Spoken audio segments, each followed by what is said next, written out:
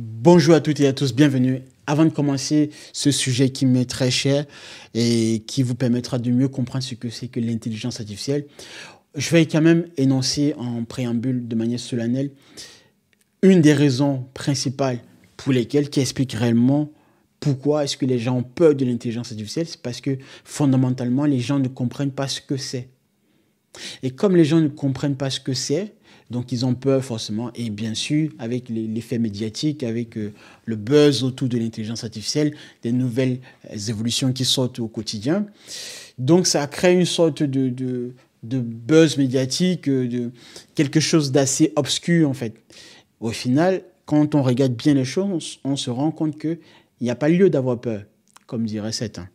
Alors, avant de commencer, abonnez-vous, likez et partagez massivement cette vidéo. Ça me permettra de mieux référencer la chaîne et le contenu, bien évidemment. Donc, commençons tout de suite pour comprendre fondamentalement l'intelligence artificielle. Aussi, j'aimerais donner ce message de manière un peu plus globale, de manière plus générale.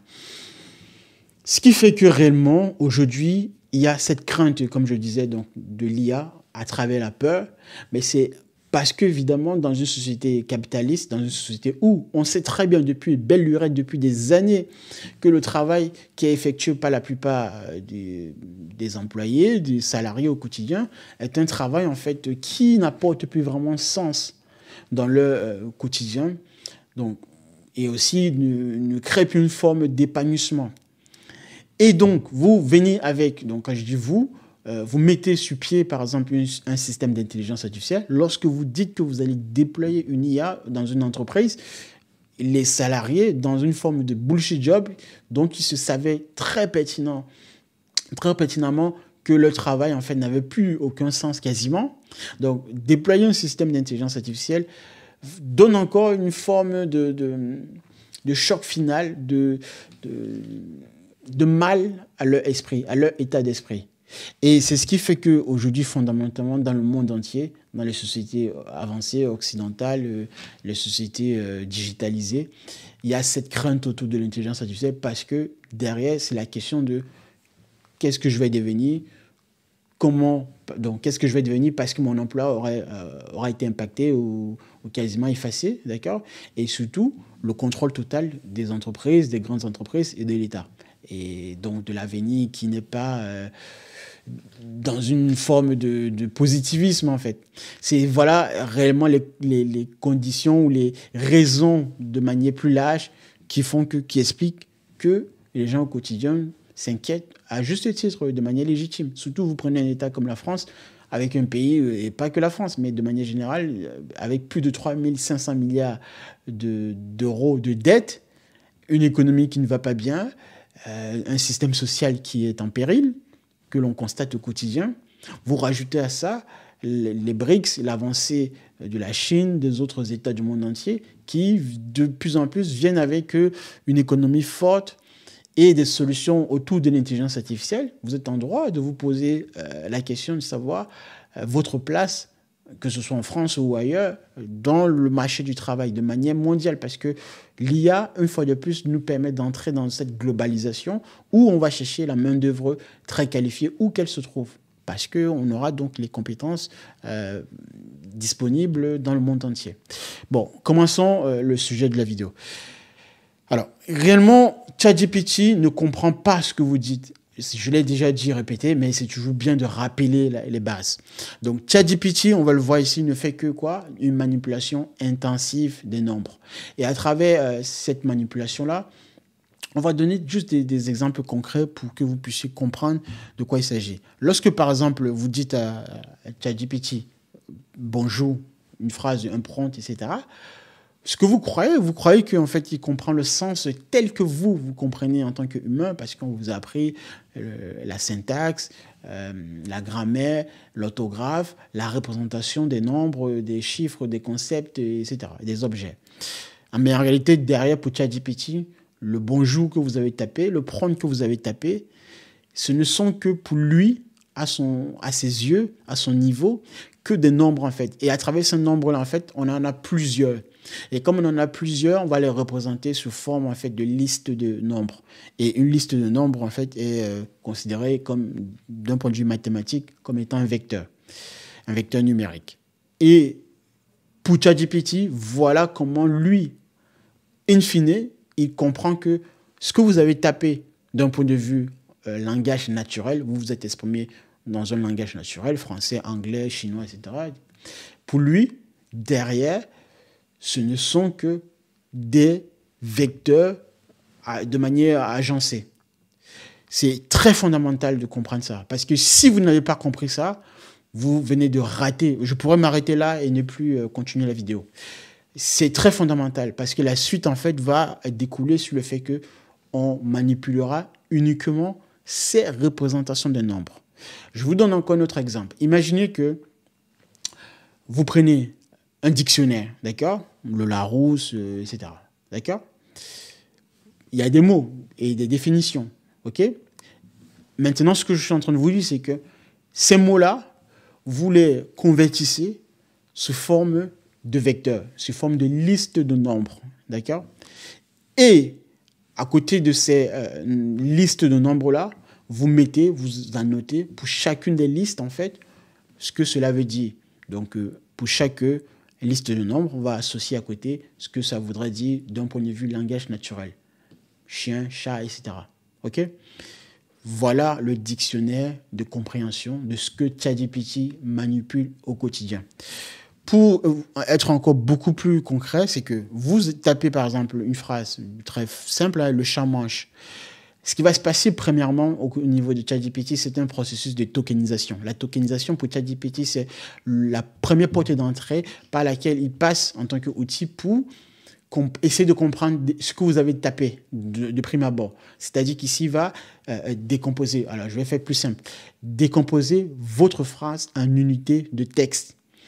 En unité de texte canonique. Et ici, une unité de texte du point de vue de ChatGPT, du point de vue d'un LLM, c'est un token.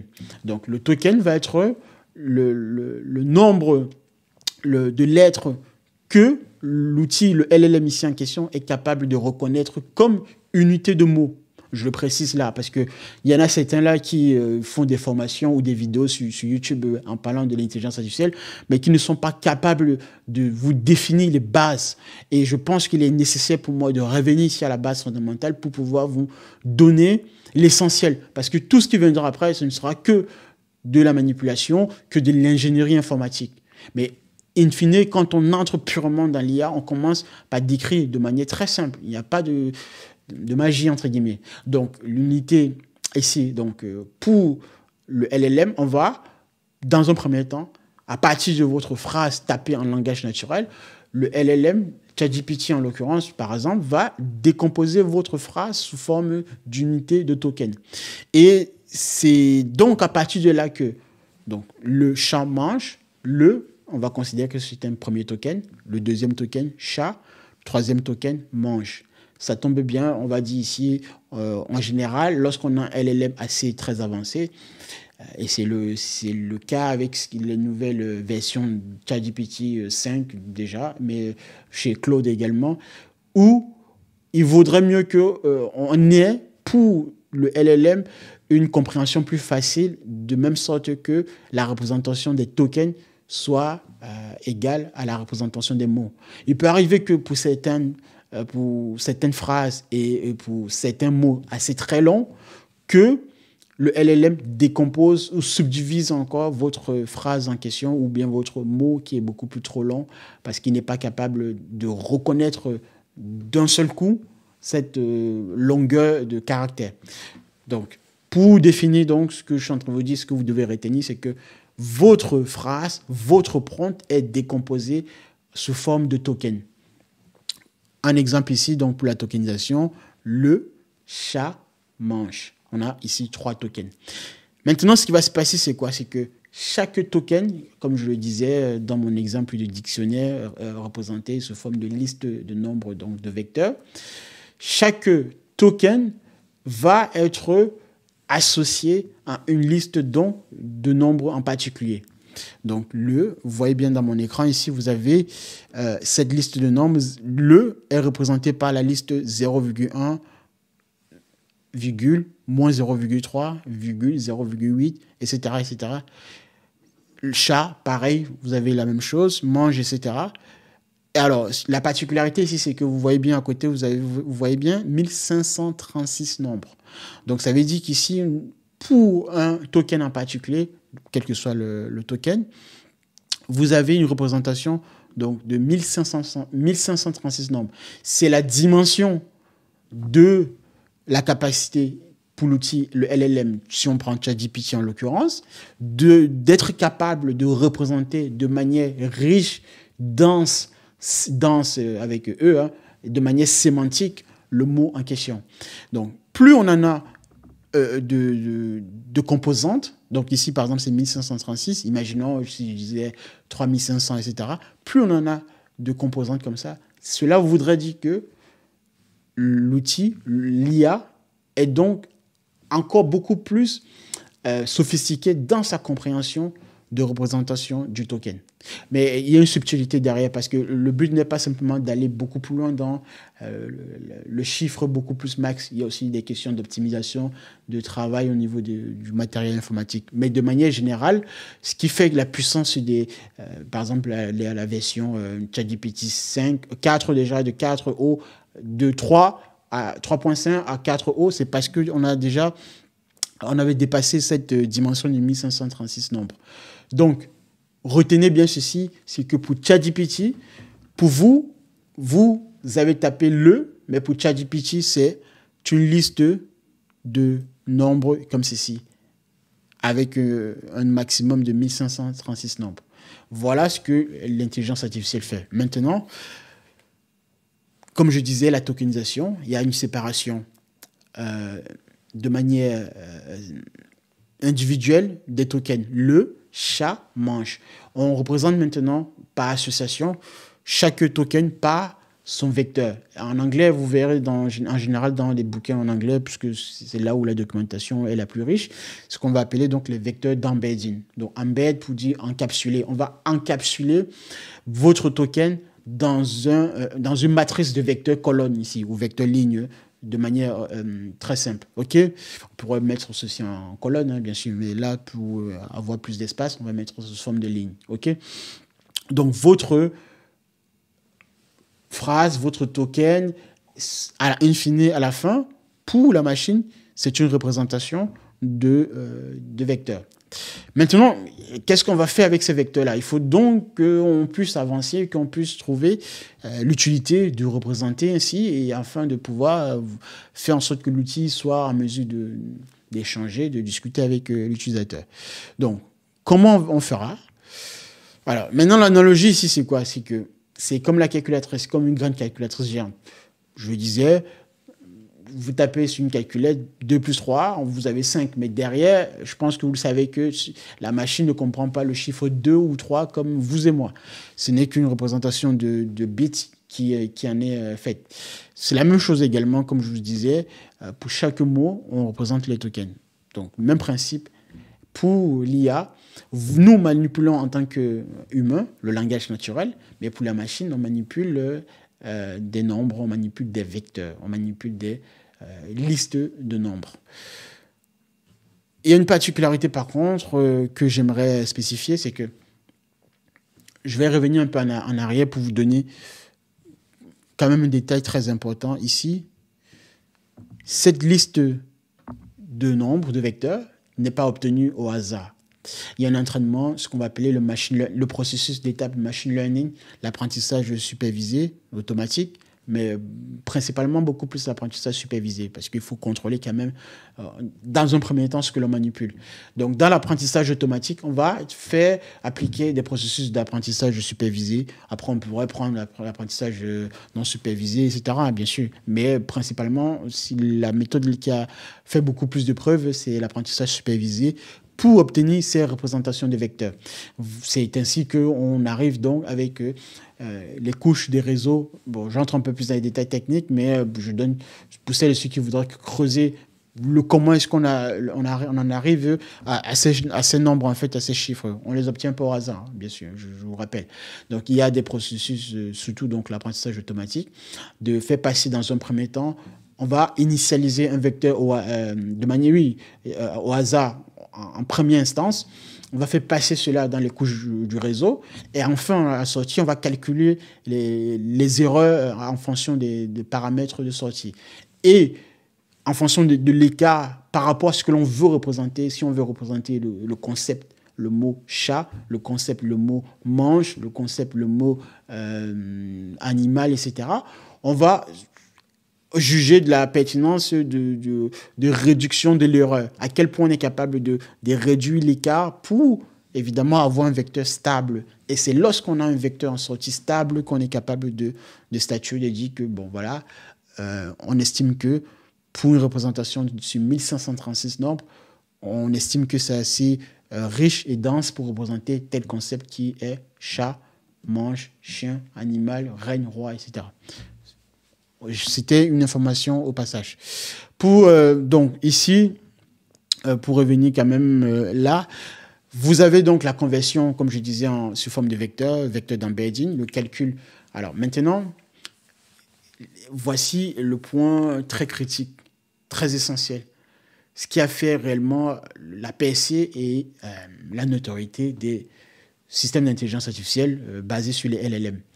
C'est le mécanisme d'attention. Le mécanisme d'attention, c'est quoi? C'est lorsque, je vous donne la définition de manière très simple pour que ça puisse être très très simple pour vous, c'est que c'est le moyen par lequel l'architecture derrière qui sous-tend un LLM est capable de comprendre, de vous donner l'impression d'avoir compris le sens de votre question.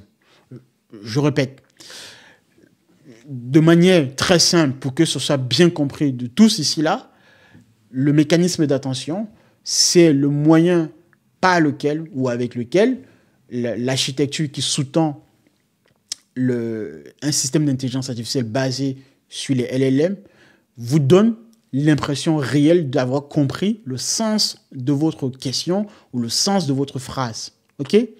C'est-à-dire quoi? C'est-à-dire que vous allez taper une phrase, etc. Ce mécanisme d'auto-attention va calculer les corrélations entre les mots de votre phrase de manière simultanée, d'accord? Simultanée, que ce soit depuis le premier mot jusqu'au dernier mot, et bien sûr un mot intermédiaire au milieu de la phrase, trouver les liens de corrélation les plus forts, d'accord, entre les différents mots. Et c'est à partir de ces liens de corrélation les plus forts qu'il va estimer une certaine probabilité de compréhension de ce que vous êtes en train de dire. Donc, par exemple, si vous dites je vais au marché, d'accord, je vais au marché acheter, faire mes courses, entre guillemets, par exemple, disons peut-être ce genre de phrase. Alors, si vous tapez je vais au marché, ça pourrait prêter confusion. Alors, d'un point de vue de la machine, souvenez-vous, pour nous humains, dit généralement au quotidien je vais au marché, c'est assez très facile de comprendre, ou bien très explicite, on va dire, de comprendre que la personne est en train de dire je vais faire mes courses en fait dans un supermarché. Mais pour la machine, ce n'est pas si simple que ça. Ce n'est pas si simple que ça, parce que quand vous dites simplement je vais au marché, ça pourrait aussi sous-entendre en fait marché financier, d'accord? Par contre, le mécanisme d'auto-attention ou le mécanisme d'attention va être capable de faire cette distinction qui pour nous semble peut-être très facile, mais pour la machine assez difficile, d'accord? Parce que derrière, c'est des calculs combinatoires assez denses, en tout cas. Donc, par exemple, vous allez dire « je vais au marché » et si vous rajoutez peut-être une phrase ou un mot après « marché », le mécanisme d'attention va être capable d'estimer que, en fait, vous faites référence plutôt au marché au sens, en fait, faire des achats, des courses, etc., ou bien au marché financier.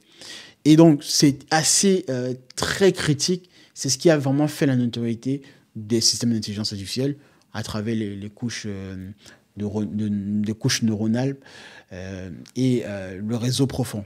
Deux choses ici, c'est que, premièrement, l'IA ne manipule que des nombres et deuxièmement, derrière, pour manipuler ces nombres-là, il y a le mécanisme d'auto-attention, le mécanisme d'attention aussi, parce qu'on dit auto, parce que chaque mot va être relié avec un autre mot par le calcul d'une corrélation de cause à effet. Voilà, de liaison. Et ce sont ces liaisons, ces corrélations-là que la machine va estimer pour savoir le sens de votre phrase. Pour ne pas entrer un peu dans les spécificités mathématiques, etc., on va calculer des scores de probabilité ici avec une fonction appelée softmax, qui est assez très utilisée. Les ingénieurs IA connaissent bel et bien cette fonction mathématique. En général, pour un vecteur, on va dire ici, de K composante, donc ZK, vous allez avoir ce calcul-ci qui est effectué. Quelle que soit donc la composante pour un vecteur donné, vous allez avoir cette exponentielle sur la somme des exponentielles. Je passe parce que je pense que peut-être, pour ceux qui voudraient creuser en profondeur, il n'y a pas de souci, vous pouvez me poser des questions en commentaire, je vous répondrai là-dessus. Et donc, on va calculer évidemment à partir de ce calcul-là l'attention. Donc, l'attention va estimer évidemment à quel point d'un mot à un autre mot, quelle est la corrélation la plus forte et donc, à partir de là, estimer par une forme de hiérarchie le sens général, global de la phrase finale, de ce que vous avez tapé comme prompt en entrée.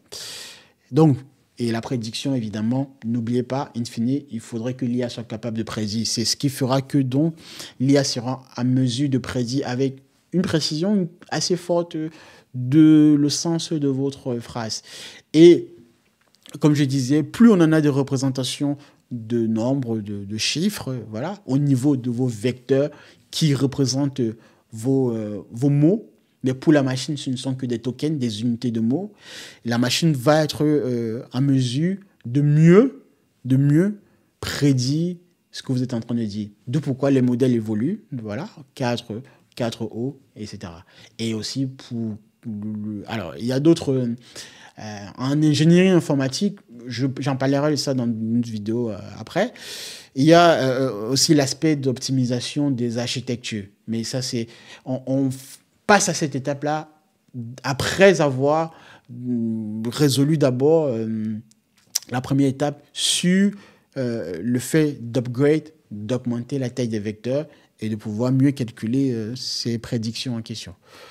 Voilà ce que je pouvais vous dire ici de manière générale pour à peu près terminer ici. Pourquoi ça marche quand même? C'est parce que, comme je vous disais, on manipule de manière assez habile et très très facilement les nombres, les vecteurs, et on a été capable de pousser l'entraînement. C'est un entraînement en machine learning, d'accord, assez dense et poussé avec les GPU également aujourd'hui, qui nous permet de pouvoir estimer avec une forte probabilité le sens des mots. Voilà ce qui fait donc la force de l'IA, ce qui était derrière. Mais ce qui est aussi fondamental dans ce que je dois vous dire aujourd'hui dans cette vidéo, c'est de comprendre que l'IA, l'intelligence artificielle et l'intelligence humaine, c'est deux choses différentes. Je ne suis pas en train de dire qui... Voilà. Après, ça reste un débat, mais je ne suis pas à ce moment actuellement en train de vous mettre dans un débat qui est plus fort ou bien qui est inférieur. C'est deux choses différentes. Ça n'a rien à voir parce que pour nous, humains, quand je prononce un mot donné, dans votre cerveau, il y a une activation de vos synapses, de votre cortex pour représenter la chose en question. Donc, si je dis chien, chat, etc., vous représentez tout de suite un animal qui saute. Vous voyez des interactions entre vous et l'animal en question. Ou de manière plus abstraite, ce que l'animal pourrait être en train de faire actuellement. Mais pour la machine derrière, il n'y a pas cette visualisation. Ou si vous voulez, la seule visualisation pour l'IA, ce ne sont que des nombres en fait. Et à travers ce nombre-là, que du calcul quantitatif. Voilà donc ce qui fonde la différence entre l'IA et l'humain. D'où pourquoi, si demain il faudrait parler de l'IA générale, de la superintelligence, ça nous pose problème dans la société, problème d'éthique forcément, parce que mettre des IA partout, c'est peut-être bien pour résoudre certaines situations, mais que fait-on de l'empathie? Que fait-on de la sociabilité? que fait-on des valeurs morales, éthiques, etc. Donc, à ce niveau-là, l'IA, c'est bien, mais je pense que je ne suis pas le seul. Il faudrait avoir tout cela dans un contrôle humain, éthique et tout le reste.